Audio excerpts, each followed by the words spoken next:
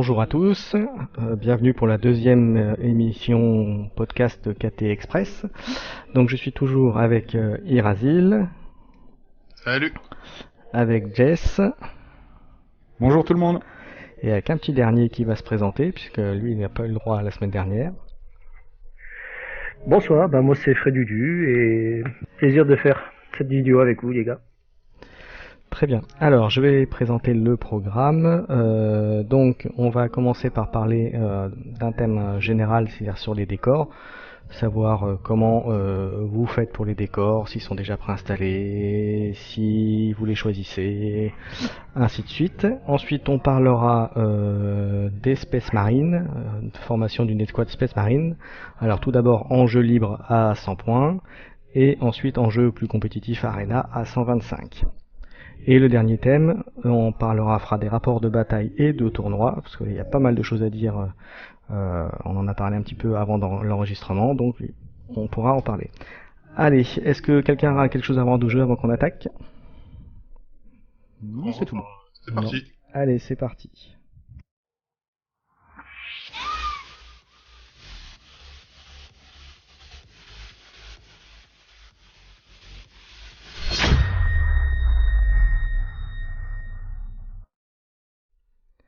Allez, c'est parti pour les décors. Donc, alors la question que je vous pose, c'est donc pour les décors, pour vos parties, comment vous faites? Est-ce que les décors sont déjà installés? Est-ce que vous choisissez de mettre tel ou tel décor? Comment vous faites? Qui veut commencer? Moi, je vais bien commencer. Ah, vas-y. Moi personnellement, on a plus tendance à d'abord tirer le scénario, parce que comme on sait souvent sur du Kill Team en jeu libre, le décor va énormément jouer sur la prise d'objectif ou des choses comme ça. Et du coup, on trouve ça un peu mieux, je trouve aussi personnellement un peu mieux de d'abord choisir un scénario et d'adapter le décor ensuite pour essayer d'avoir au maximum un jeu équilibré. Là où Arena, du coup, où le décor est fixe à chaque game, est très symétrique. Dans Arena, on n'a pas, dans du Kill Team classique, on n'a pas cette symétrie. Et du coup, le fait d'avoir son scénario et après d'adapter le décor, ça peut permettre d'équilibrer un maximum le jeu. D'accord, oui, c'est pas mal, effectivement, ouais, c'est plutôt sympathique. Pour les autres? Ouais, pour ma part, on suit les recommandations qui sont en bas de chaque scénario et on adapte un petit peu, par exemple, s'il n'y a pas assez de bloquants ou de lignes de vue qui sont brisées, voilà, on aime bien qu'il y ait pas mal de choses quand même sur le plateau. Mais sinon, on suit les recommandations du scénar. D'accord. Moi, les parties que j'ai faites, c'est un peu ça aussi, c'est qu'on essaye de suivre les recommandations du scénar, mais après, on essaye aussi d'adapter aussi pour qu'il n'y ait pas de déséquilibre en termes de décor, qu'un joueur ne soit pas avantagé par rapport à l'autre. Ouais, c'est pas évident ça quand même. C'est pas évident. Ça peut après, très vite jouer en défaveur d'un personnage. Voilà, après ça dépend du scénario, mais c'est pour ça que moi, à l'inverse de vous, en général, on essaye d'avoir mis le décor avant. Comme ça, on essaye de s'adapter après en fonction. Voilà. D'accord. Voilà, mais après ça dépend des gens, ça dépend des joueurs aussi, hein, donc. Des factions. Pardon? Complètement. Des factions aussi. Et des factions, ouais, exactement, ouais, c'est sûr. C'est sûr qu'il y aura des factions qui vont préférer avoir une ligne de vue, avoir plus de lignes de vue, puis d'autres au contraire qui vont préférer faire du close combat en permanence, quoi.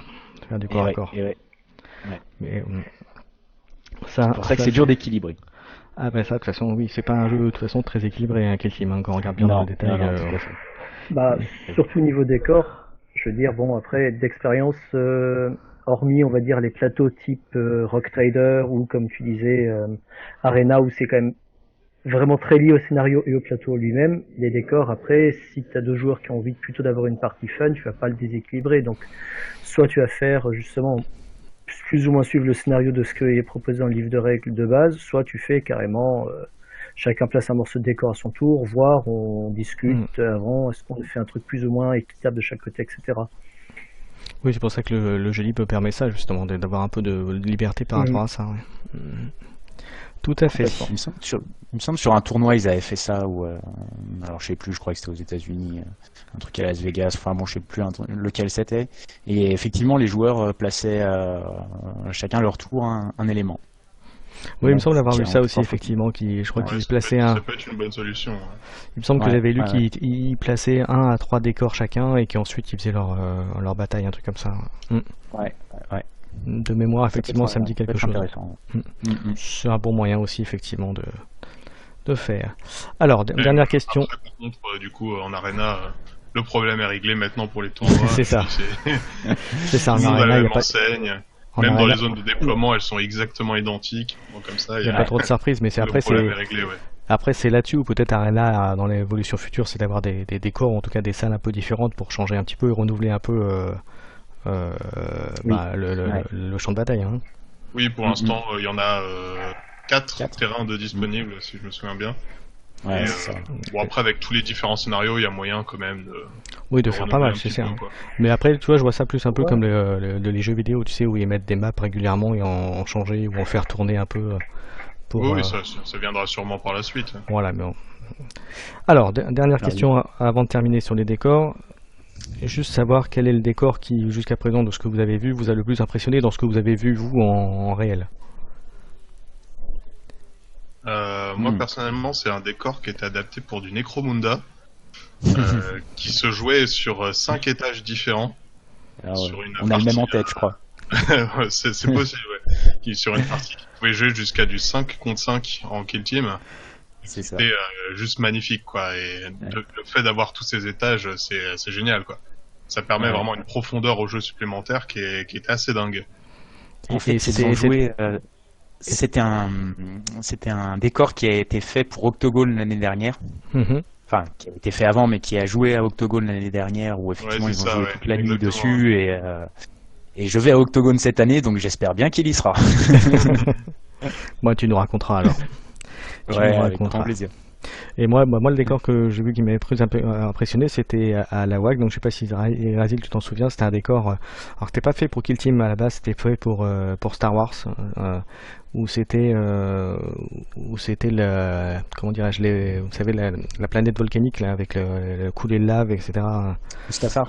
Ah, Mustafar. Et c'était vraiment grandiose, où il y avait un étage. Voilà, et c'était très très sympa. Voilà. Ouais, j'ai pas eu la chance de la voir, non. Voilà, et donc c'était un super décor, donc voilà. Donc ça c'était moi. Juste, je voulais rajouter juste, tu sais, je sais pas si vous avez joué sur le plateau Rock Trader dans le vaisseau spatial. J'ai pas eu cette chance, non. Ouais, franchement, c'est un super beau plateau. Il est très immersif. Pour moi, c'est le plus beau plateau sur Kill Team. Bah, la boîte de Rock Trader, c'est quand même de beau matériel, de toute manière. Ouais, complètement. Ils ont mis le niveau assez haut là-dessus. Ouais. Seul bémol à mes yeux sur le terrain, pour être plus précis sur l'émission, c'est que dès que tu vas sortir en dehors des factions de la boîte, ça va très vite être déséquilibré dans le sens où, par exemple, si tu te choisis de jouer avec une faction tôt, tu vas avoir très peu de lignes de vue, donc tu vas être très désavantagé, etc. Donc c'est quand même le défaut, on va dire, de Rock Trader par rapport à d'autres plateaux.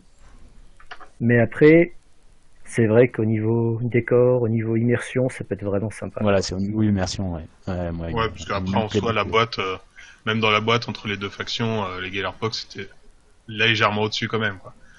C'est une faction qu'on a légèrement. C'est une faction qui était jouable en tournoi, alors que l'autre, je me souviens plus son nom, était injouable, quoi.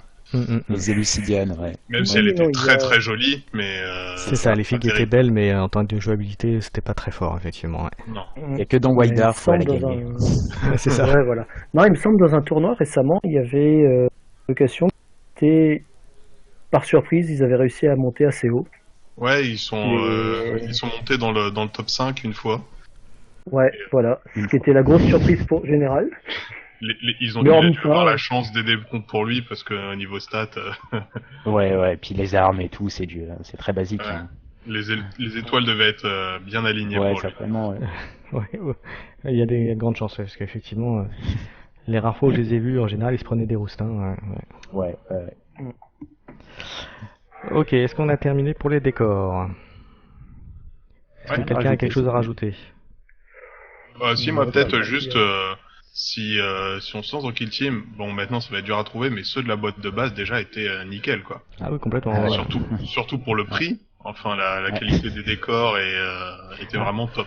Alors j'en profite pour rajouter un petit mot, tu fais bien de le dire, j'en ai parlé à Jess cet après-midi quand on a préparé un peu l'enregistrement. La nouvelle boîte de base de Kill Team avec les taux est très bien. Avec les Space Wolf et les taux sont très très bien. N'est-ce pas Jess? Moi, elle me plaît. Voilà. Et je suis bon public aussi, donc.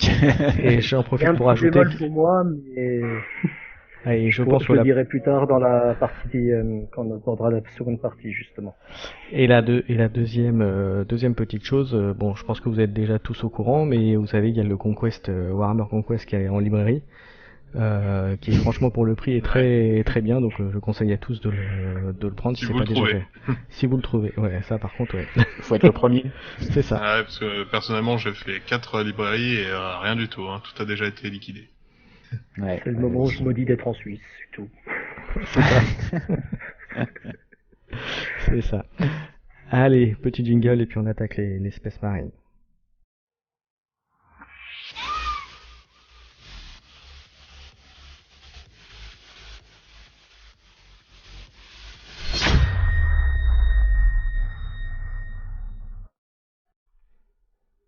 Allez, on est reparti pour parler cette fois-ci de l'escouade Space Marine. Donc, on va commencer par Mr. Fred. Voilà, donc de ma part, j'ai affronté 2 fois seulement les Space Marines. Je n'ai jamais joué cette faction, donc pour moi c'était aussi un peu l'idée. Faire une ou 2 listes à 100 points qui puissent utiliser des éléments de la boîte de départ. D'accord. Donc pour moi, la boîte de départ, au niveau prix, elle est vachement intéressante. Au niveau des décors, c'est intéressant. Au niveau des taux, c'est pas les meilleurs starters, mais ça donne déjà pas mal d'options, donc c'est assez sympa. Les rivers, par contre, j'ai un peu de mal. Mais c'est plus parce que j'ai du mal à les intégrer dans ta compo d'équipe, en fait. Voilà. Alors du coup, pour le jeu libre à 100 points, quelle est la team que tu mettrais en avant alors? Quelle escouade que tu mettrais en avant? La team que je mettrais en avant, c'est une team où je me suis 100 points, que j'ai essayé d'orienter assez généraliste. D'accord. Petite spécialité, en leader, je ne prends ni River, ni Intercessor, ni Tactical Marine, mais je pars directement sur un Scout Sergent. D'accord. Pour en fait le peu de nombre de points qu'il va apporter et l'avantage que je vais pouvoir mettre mes points ailleurs. Ce qui va, entre guillemets, dans certaines missions, si mon sergent est canne, je perds un point de commandement par tour, mais c'est pas non plus une grosse perte tactique. Je pense que, de manière générale, dans Kill Team, c'est la bonne technique, hein. En tout cas, voilà. On va toujours avoir le minimum de points dans le commandant, dans le sergent, pour le cacher quelque part. En plus, avec sa cape de camouflage. Voilà, moi je suis parti. Par exemple, en orc, c'est pas rare de voir un Gretchin, quoi. Ah ouais. Moi, tout le temps, c'est tout le temps. Ouais, je connaissais pas cette technique, mais ouais, ok. Après, moi, ça me paraît logique effectivement de choisir un commandant, pas forcément en contact, mais effectivement, oui. Ouais, mais petite figurine, facile à cacher, qui va partout. Ça va dépendre des missions. Il y a une mission où là, je préfère prendre un commandant qu'on va dire qui a du point de vie, c'est quand il faut que l'ennemi doit me tuer mon commandant. Mais sinon, c'est vrai que je vais favoriser aussi des cost afin de mettre les points intéressants ailleurs. Donc du coup, tu nous as dit donc un leader en scout, c'est ça? Voilà, donc c'est quand même équipé d'une cape de camouflage et d'un fusil sniper, qui me fait un leader à 13 points. Et ensuite, en spécialiste, je pars sur un intercessor gunner, équipé d'un lance-grenade, et qui sera en spécialiste communication. D'accord. Cette unité-là va servir pour moi à essayer de gratter tout ce qui est un petit peu d'armure et à pouvoir buffer les copains qui sont autour. Ça marche. Il sera accompagné d'un River Sergent avec fusil, couteau de combat, le grappin, l'amortisseur de chute, on va dire, qui lui va jouer en tant que vétéran. Donc le but avec lui, c'est d'avancer au maximum, quitte à pouvoir essayer d'engager quasiment tour 1 ou tour 2. Ouais, c'est ce que j'allais dire, tu le joues pour qu'il aille engager des unités qui pourraient venir t'embêter pour gagner du temps pour tes autres unités en fait. Exactement, et en appui derrière, il y a le sergent tactique, donc équipé d'un combi plasma qui va avoir que sa spécialité sniper avoir un petit peu de chance pour essayer de relancer les 1 pour toucher. Et c'est en gros ma composition com. Après, c'est variable. En fonction de l'ennemi, il faut naturellement être en mesure de s'adapter, mais je pense que ça, c'est un noyau qui est assez solide et qui apporte pas mal de flexibilité en fonction de ce qu'on a en face. D'accord. Et en non spécialiste, je garde un river avec en plus le grappin et le grave chute, et un scout gunner, donc qui lui va être équipé avec un lance-missile. Pour moi, le lance-missile, c'est une arme qui est très flexible, qui peut aussi bien enlever de l'armure que aller taper sur des hordes avec des gars qui sont assez rapprochés avec le frag missile. Oui, oui, je suis d'accord avec toi. Des commentaires, les autres? Non, bah écoute, moi je suis joueur Space Wolf, donc ta base elle est bonne, hein, c'est la même base à peu près pour tout le monde. Du plasma, ça fait le café en sniper, il n'y a pas de souci. Après, c'est quand même difficile de répondre à cette question, je trouve, parce que Kill Team, ça reste un jeu de roster. Tout à fait, et puis ça reste aussi, et puis ça aussi de façon de jouer aussi. Voilà, voilà, de façon de jouer, du scénario, etc. Donc en fait, avoir une liste type, c'est bien pour débuter au début, mais après la profondeur du jeu, elle est vraiment dans le roster, quoi. C'est ça, et puis après c'est aussi comme on les joue, et puis après il y aura des ressemblances certainement dans les listes, mais voilà, c'est ça, c'est qu'il y a des choses qui sont très efficaces et ça c'est la base, hein, comme disait Fred. Là-dessus, c'est il n'y a pas de souci, mais tu vois, par exemple, moi j'aime bien jouer un sergent tactique. Les marines là, alors lui je l'équipe avec son pistolet plasma, tu vois, et le gantelet, par exemple. Oui. Donc ça c'est pas mal aussi quand tu veux on va dire, t'as une team en face qui est de l'élite en fait, ouais. Qui a de la résistance. Parce que ton petit scout sergent avec son, tu vois, il va pas faire beaucoup de dégâts non plus sur ce type d'adversaire. Dans un roadster, on va toujours avoir 2 leaders généralement. Donc, voilà, c'est ça, c'est qu'il faut pouvoir s'adapter. Ouais. Et pareil, tu vois. Le leader qui est costaud et le leader qui est voilà, exactement. Voilà, il y a toujours les deux. Ouais. Et pareil, moi je pense qu'il est intéressant de mettre dans un roster, c'est un intercesseur sergent, tu peux changer avec ton river en fait, parce que l'intercesseur sergent, il peut prendre une épée énergétique. C'est ce que j'avais mis dans ma compo moi d'ailleurs, oui. Ouais, bah c'est dans ma composition bis justement en dessous. T'as l'intercesseur sergent qui est avec justement plus orienté. Ce que j'avais mis en leader moi. Ouais. Ouais.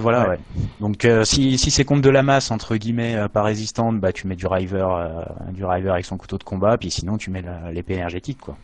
Ouais. Puis à noter que les intercesseurs quand même, ça reste une des unités les plus polyvalentes du jeu, quoi, parce qu'on va se retrouver avec 2 PV, 2 attaques, qui va quand même très bien taper, que ce soit à distance ou au corps à corps. Bon, il va manquer de la PA, mais bon, ça va être efficace contre beaucoup de choses. Justement, j'avais une petite question par rapport à ça. Alors c'est valable aussi pour le jeu libre ou pour l'Arena, mais du coup, est-ce qu'il vaut pas mieux spécialiser une team en disant c'est une team qui va être pro corps à corps et puis se baser à fond là-dessus, ou rester à fond distance si on a la possibilité de le faire? Bah, pour ça moi, dépend de la faction que tu veux jouer. Ouais, c'est ça. Tout va jouer en fait en fonction de la sous-faction. Parce que si tu vas jouer de l'Imperial Fist, tu vas tendance à un peu plus vouloir jouer sur le tir de loin. Et là où tu vas chercher du Space Wolf ou du Blood Angel, où là tu vas vraiment chercher du corps à corps. Du close combat, Tu touches sur du 2+ avec le Space Wolf, quoi. Ouais, c'est ça. Au combat, je veux dire, bon. Après sur ça, je préfère quand même le Blood Angel qui va donner +1 à la blessure. Parce que le Space Marine de base, il touche déjà sur du 3+ de base. Donc on est déjà assez au niveau stats. Et le seul problème de ces unités, c'est qu'elles sont force 4. Donc généralement on va baisser sur du 4+, voire du 5+, si on est sur de la grosse endurance. Et le +1 à la blessure va nous apporter quelque chose de passer le gap supplémentaire du 3+, et qui va fiabiliser quasiment tous les jets, quoi. Ouais, c'est vrai. Mais j'aime pas le rouge. Bienvenue au club. C'est un aparté. Alors, est-ce que quelqu'un a rajouté quelque chose par rapport à ce qu'on a vu sur la composition pour la partie jeu libre? Est-ce qu'il y aurait quelque chose de vraiment différent par rapport à ce qui a été dit? Alors moi j'aime bien, si je peux me permettre, alors toujours dans l'optique Space Wolf, j'aime bien mettre un médic Justement, le petit médic qui file ses drogues là à ton spé combat pour qu'il aille taper un peu plus et qui fiabilise la charge, c'est pas mal. D'accord. Dans une optique vraiment combat corps à corps, c'est sympa. Et ce qui changeait par rapport à toi, Fred, c'est de le lance-grenade là, l'intercesseur gunner. Moi, je le mets en démolition parce que je trouve que les grenades des fois, elles sont pas forcément, tu vois, pour la fiabiliser, surtout la frag là qui est force 3 là, c'est pas. Ouais, je suis d'accord. J'aurais tendance à le mettre en démolition.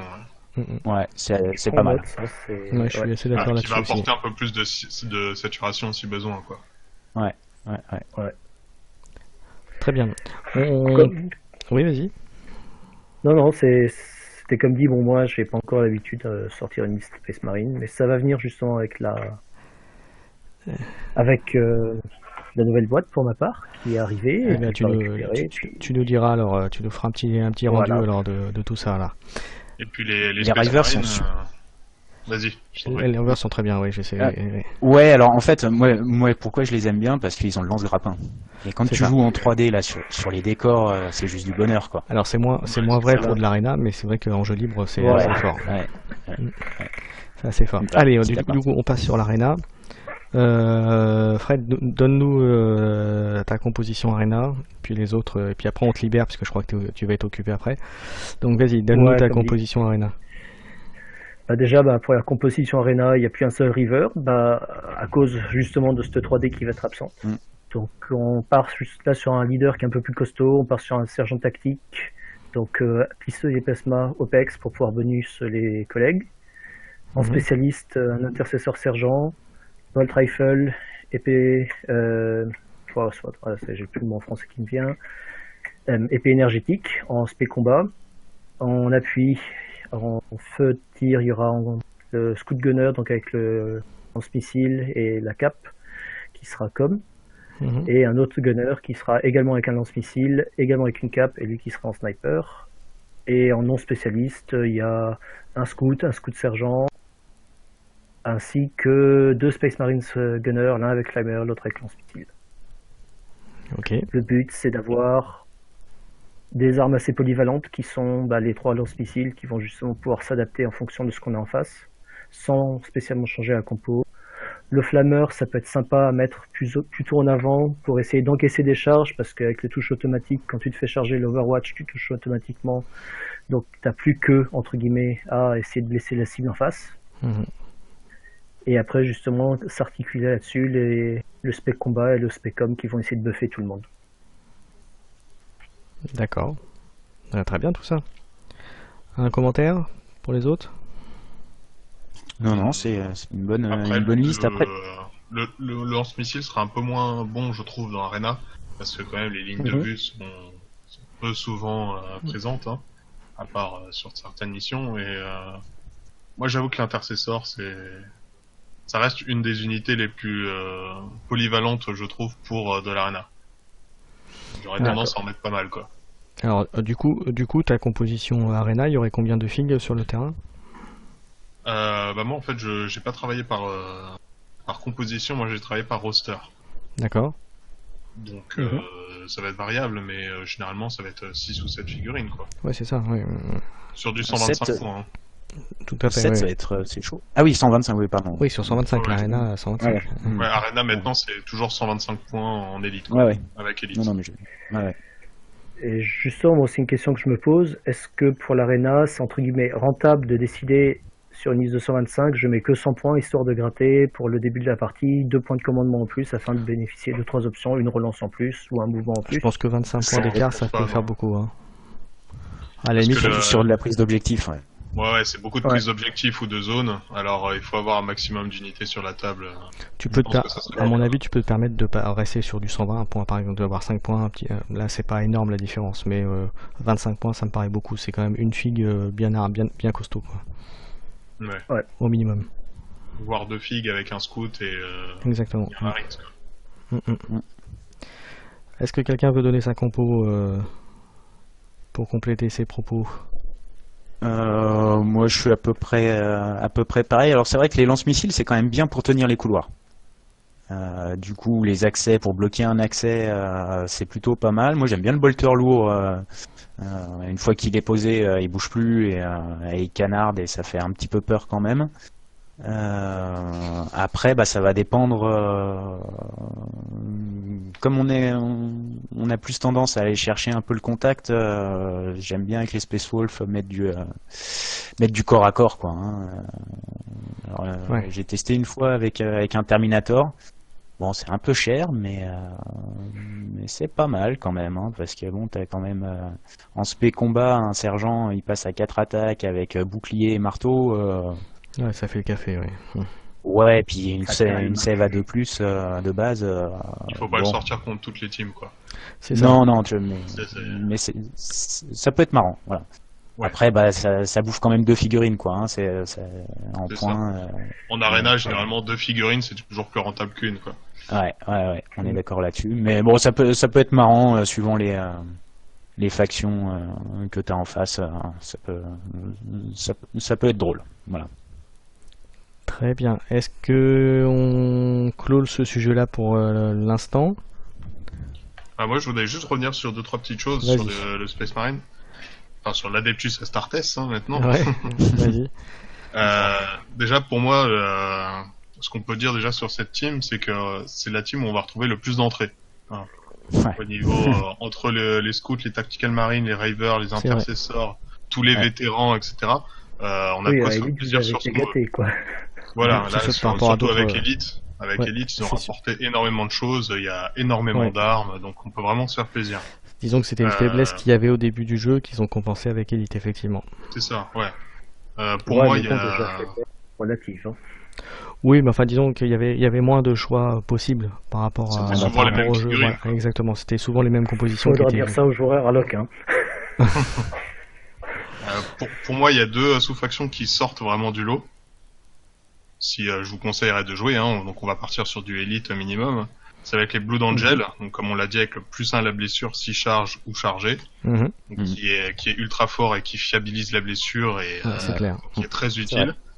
Et l'autre, pour moi, c'est l'Imperial Fist qui va retirer le malus au jet de trauma pour les figurines masquées, qui est caviar, quoi. C'est-à-dire que même sur une figurine masquée, on va tuer sur du 4+. Là, si t'as une bonne ligne de frappe de derrière, tu mettrais pas dans les sous-factions, tu mettrais pas les ultramarines, parce que les ultramarines, il me semble qu'ils avaient des bons bonus pour les tirs à distance notamment, non? L'ultramarine, en fait, il joue aussi sur le commandement.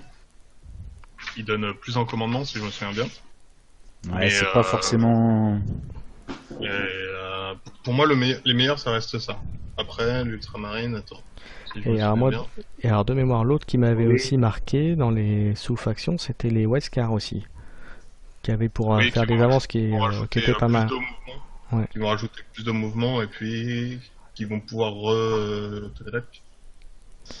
alors c'est dommage, j'ai pas pris le bouquin sous la main, mais de mémoire, ça donnait un bonus en mouvement surtout, principalement, et ça permettait donc surtout de si tu joues si la figurine s'est repliée, Voilà, ouais. Et oubliez pas les Salamanders. Oui, bon, une relance gratuite. Ça, pour le tir, oui, pour le tir, c'est ça. Pour tout, c'est une relance. C'est une relance gratuite, hein, donc les points de commandement sont chers quand même à Kill Team, donc. Pour moi, je trouve l'Imperial Fist un poil au-dessus quand même, parce que le malus au jet de trauma pour les masquer, parfois c'est le nerf de la guerre, quoi, le jet de trauma. Ah, c'est sûr, se mettre dans les. Surtout si on veut spammer beaucoup d'unités, ou par exemple on va jouer sur le bolter lourd, des choses comme ça, où c'est beaucoup de dégâts 1. Et le dégât 1, que sur du 5 ou du 6 sur un dé, ça reste 33% de chance. Avec ça, on passe à 50% de chance, et c'est pas négligeable, quoi. C'est vrai, c'est tout à fait vrai. Il y a de quoi se faire plaisir, en tout cas, c'est ça c'est l'avantage de la Startes, quoi. Oui, parce que les sous-factions restent jouables. Ah oui, complètement. Puis quand tu les charges sur Kill Team, sur Kill Team Manager, tu veux changer les armes, il met déjà 30 secondes à tout charger, tellement il y en a. C'est ça, et puis c'est là où tu te rends compte après que t'as un petit logo rouge pour dire ouais, mais il te manque un truc, parce que t'as oublié de cocher la bonne case. Et retourner, quoi. On va les habituer. Très bien, on va clore le sujet pour ce soir. On pourra en reparler une autre fois, il n'y a pas de souci. Écoutez, je vous propose qu'on mette le dernier petit jingle et puis on va partir sur les rapports de bataille et de tournois. Allez, c'est parti.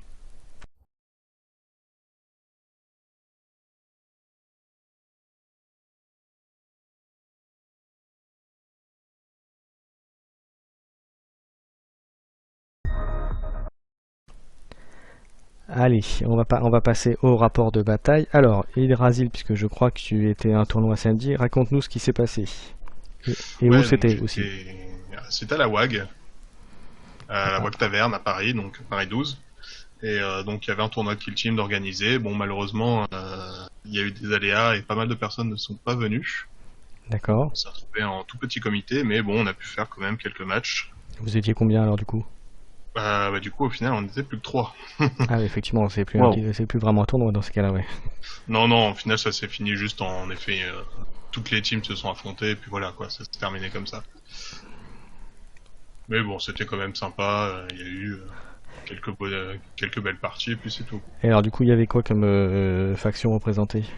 Alors, du coup, moi, je jouais Tozenson, et j'avais un adversaire qui jouait To, et l'autre qui jouait Harlequin. D'accord. Ah ouais. Ah ouais. Alors, Harlequin, ça avait été un peu mis de côté, mais ouais, ok, oui. Ouais, donc, en tout cas, j'ai fini par gagner les 2 games, hein. Donc, mais c'était plutôt serré. D'accord, donc vous l'aviez fait en format arena, je suppose? Ouais, c'est de l'arena, ouais. Donc si tu veux, la première partie donc contre l'Arlequin, c'était une partie sur la mission décryptage. D'accord. Donc en gros, c'est chaque camp a 2 pions objectifs. Et à la fin du tour, celui qui contrôle le pion objectif marque, entre guillemets, rallie à sa faction le pion objectif qu'il contrôle, et on marque des points de victoire en fonction du nombre de pions d'objectifs qu'on contrôle. D'accord. Celle-là, ça a été une partie très défensive, surtout pour moi. Parce que bon, l'Arlequin qui cherche à 18, on voit pas venir. Voilà. J'ai blindé en fait mon pion objectif qui était le plus proche de lui avec un sorcier et donc une nuée de Tsangor pour justement essayer d'encaisser les charges et puis entre guillemets contrecharger avec la psy qui était très très efficace. Au tour 2, il avait déjà 3 morts à cause de la psy, donc alors dis-moi sur le terrain, donc il y avait t'avais combien de figurines et lui en face il en avait combien? De mémoire, il en avait 8 et j'en avais 7. Ah oui, donc il était en surnombre par rapport à toi en plus. Oui, bah après si vous voulez, je pourrais vous sortir ma liste, hein, Tozenson, je pense qu'on va parler la semaine prochaine. Ouais. On va faire ça. Voilà. Et donc en gros, moi, ça a été vraiment de la pure défense, juste en fait avec. J'ai essayé de contourner juste avec mon flammeur, donc un rubrique marine avec un lance-flamme. Sur lequel il s'est pas du tout approché parce que forcément il en avait peur parce qu'il allait pas le charger ou quoi que ce soit. Et il s'est trop concentré sur mes objectifs et ça m'a permis en fait d'aller contrôler un de ses objectifs. Du coup, j'ai contrôlé plus d'objectifs lui pendant plus longtemps et du coup j'ai fini par gagner la game avec pas mal de points d'avance, quoi. D'accord. Et la partie s'est fait en combien de tours? C'est 4 tournettes en arena. Ok. Et t'avais des objectifs secondaires du coup, t'as joué un peu dessus ou pas? Ouais, bah mon objectif, j'ai joué avec chasseur de primes. Donc vu qu'en fait il venait s'empaler sur moi, j'avais juste un petit peu avancé la phase de mouvement avec mes Tsangor et du coup j'ai récupéré des points. J'avais pris domination, si je me souviens bien. Et le dernier, je ne me souviens plus. C'était pour marquer des points quand on tuait des ennemis au combat rapproché. D'accord. Okay. Parce que avec mes Tsangor, vu que je passe moi sur une force 4 contre une endurance 3, j'avais pas mal de chances quand même de lui faire pas mal de blessures et de lui tuer beaucoup de figurines. Et rien qu'avec ses charges, je pouvais arriver avec la psy. Donc l'un dans l'autre, j'ai pu faire pas mal de dégâts. Et donc du coup, t'as réussi à bien encaisser ses charges alors? Ouais, bah en fait j'encaissais les charges et puis mes CP en fait ont beaucoup servi pour attaquer en premier ou réattaquer avec mes Tsangor et en les claquant 2 par 2 et j'ai eu pas mal de chance au jet de trauma, faut le dire. Et du coup, je l'ai eu assez rapidement, quoi. Après, c'est une des tactiques de jeu justement pour contrer les Arlequins. De toute façon, il n'y a pas 36 solutions. Ah oui, c'est ça. Oui. Il faut avoir la possibilité de taper en premier. Complètement, ouais. Ok, très bien.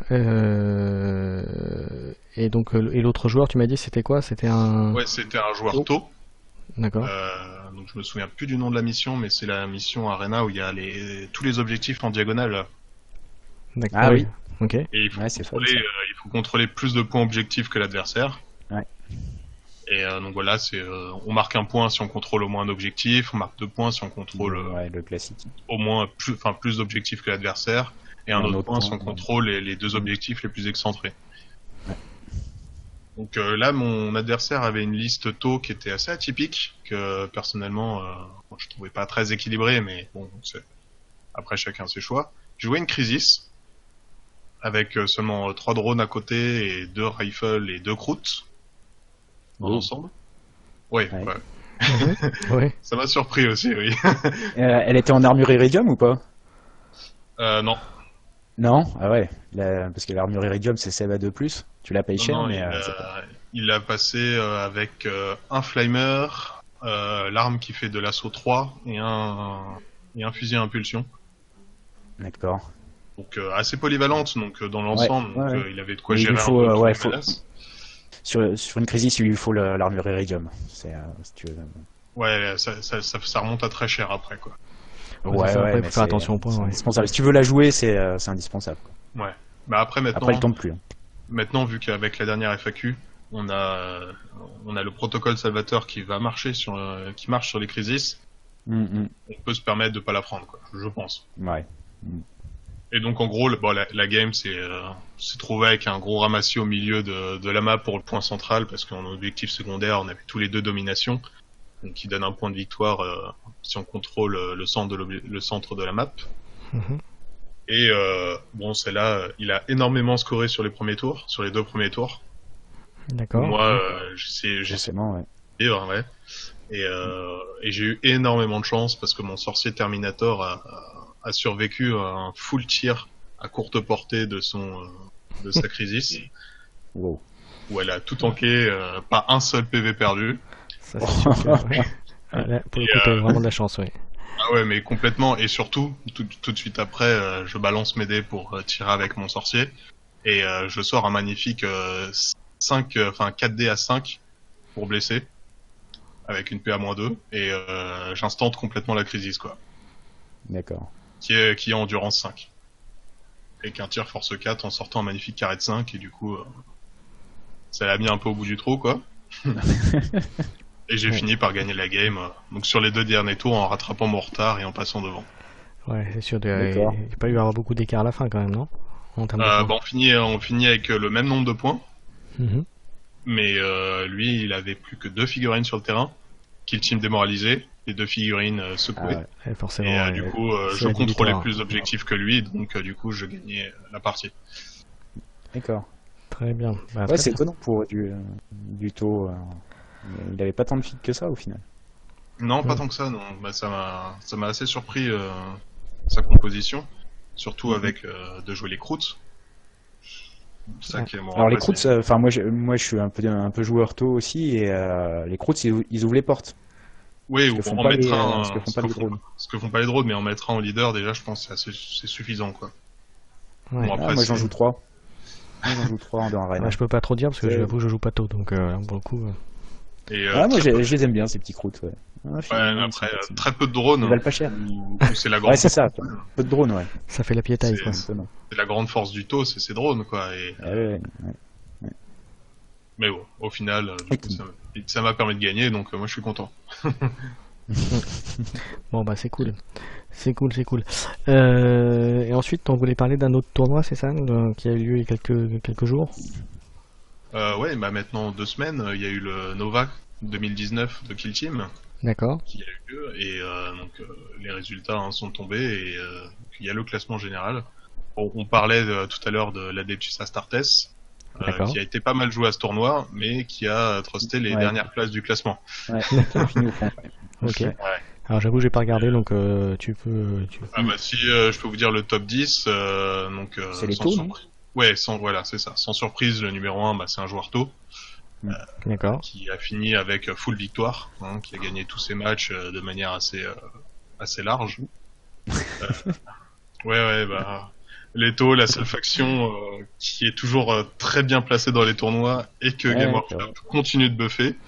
Ouais, c'est ça, c'est hallucinant quand même. C'est vrai que. Ouais, mais ensuite on a un joueur orc qui arrive deuxième. Ça c'est énorme parce que c'est pas évident à jouer les orques. Même s'ils ont en arena, c'est un peu mieux pour la tenue d'objectif, c'est pas trop mal. Bah ils ont la populace en fait entre guillemets. Vu que c'est de la horde, ouais. Si vous voulez, j'ai une vidéo que je peux envoyer pour ceux qui parlent en anglais, qu'on pourra mettre en lien, avec quelques-unes des listes qui ont été jouées, et il y en a des assez atypiques, surtout celle du 3e, qui est un joueur tyrannide, qui joue une liste très très atypique qui m'a surprise avec des dévoreurs sur des Termagants. J'ai fait une liste comme ça, moi, tyrannide, avec des Termagants et des dévoreurs, ouais.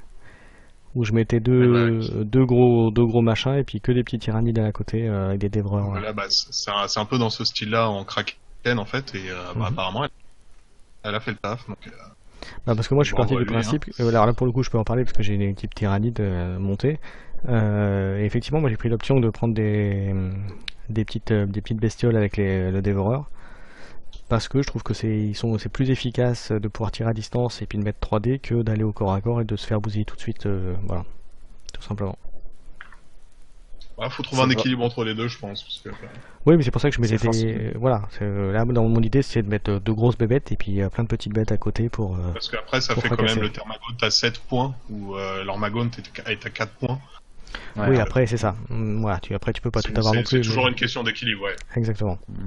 Donc en numéro 4, on a un joueur Astartes, donc, du chaos, qui est vraiment remonté en flèche dans les tournois depuis Elite avec l'arrivée des Berserk, qui sont juste infâmes, qui sont extrêmement forts, qui peuvent taper beaucoup de fois, même après avoir consolidé. Enfin, c'est une unité qui est géniale. En numéro 5, donc, on a un joueur qui a joué Démon. D'accord. J'ai pas vu de rapport pour l'instant sur ces parties, mais bon, il a 5e quand même, c'est pas mal. Ouais. De la masse et qui tient très bien les objectifs avec les aurores. Ouais. C'est plutôt pas mal. En 6e, un joueur Drukhari. Ouais. Qui doit être... Donc Drukhari, pareil, assez efficace, mais bon, maintenant qu'il s'est pris un petit nerf quand même à Elite qui est normal, parce que les profils des Mandrakes, c'est ça, qui est redevenu normal, si je me souviens bien. Je peux pas dire, c'est pas une faction que je regarde plus que ça. Ouais. Pareil, en gros, sur le livret de Kill Team, ils avaient mal dans les vracs, voilà. Ils avaient mal imprimé le profil des vracs. Ah, d'accord. Qui correspondait à celui d'une autre unité, donc du coup ils étaient ultra forts. Plus forts que prévu. Ouais. Donc, là, ça a été nerf. Ça arrive. Pas en même temps. Ouais, vas-y. Excuse-moi. Et ouais, donc en 7ème, un autre tyrannide. En 8ème, un Necron. En 9ème, un Eldar. Et en 10ème, un autre orc. Donc on voit beaucoup de factions différentes. Mais pas de Astartes. Non, le premier Astartes. À part le chaos. Non. Le premier Astartes, là, où est-ce qu'il est?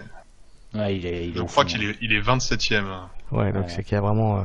Ouais, mais si tu regardes, c'est que des factions populeuses. C'est vrai. Ouais, par exception, qui mettent. Il y a le Necron qui est semi-populeux dans l'ensemble. Ouais, non, mais enfin, tu vois, sauf exception, ça reste, on va dire que le top 10, il est sur la masse, quoi. Oui, c'est ça, ouais. Dans les choses qui sont pas très populeuses, on a en 14e un Deathwatch. Un 15e Deathwatch qui avant c'était le top 3. Ouais, maintenant ils sont bien descendus. Oui. 15e un Tozenson et 13e un Gellerpox. Mais j'ai pas la liste, donc je ne sais pas si la joue populeuse ou très élitiste. Ouais, tu peux. Ouais. Mais ouais, on voit que. Non, mais c'est. Ouais. On voit par exemple la Death Guard qui arrive 21e. Qui est pourtant une faction très solide. Et qui peut être aussi une faction populeuse aussi, d'ailleurs. Ouais. Et ouais, mais c'est prise d'objectif, donc forcément l'élite est moins forte. Ouais. Ah ouais, mais clairement. Après moi, ce qui m'a étonné, c'est qu'il y ait un seul joueur tôt dans le top 30, parce que c'est le seul à avoir joué tôt. Je sais pas si c'est... C'est effectivement spécial. Ouais. J'ai trouvé ça très surprenant parce que l'auto c'est quand même extrêmement fort dans tous les domaines. Et ça fait le café quoi qu'il arrive, quoi que ce soit les drones pour tenir les objectifs ou du tir qui est extrêmement fiabilisé avec le Recon Drone, plus les bonus qu'on peut avoir avec les coms et les snipers. C'est étonnant d'en avoir qu'un seul. Très bien, écoutez, merci pour ces rapports de bataille et de tournoi. On va clôturer notre session. Donc merci à vous deux d'avoir participé. N'hésitez pas à mettre vos commentaires, à dire si vous souhaiteriez des sujets spécifiques pour nos prochaines sessions. Et puis comme je dis tout le temps, voilà, si vous aimez bien, le petit pouce et abonnez-vous si c'est pas le cas. Voilà messieurs, je vous dis à bientôt. Ouais, à bientôt, semaine prochaine. Salut. Salut tout le monde.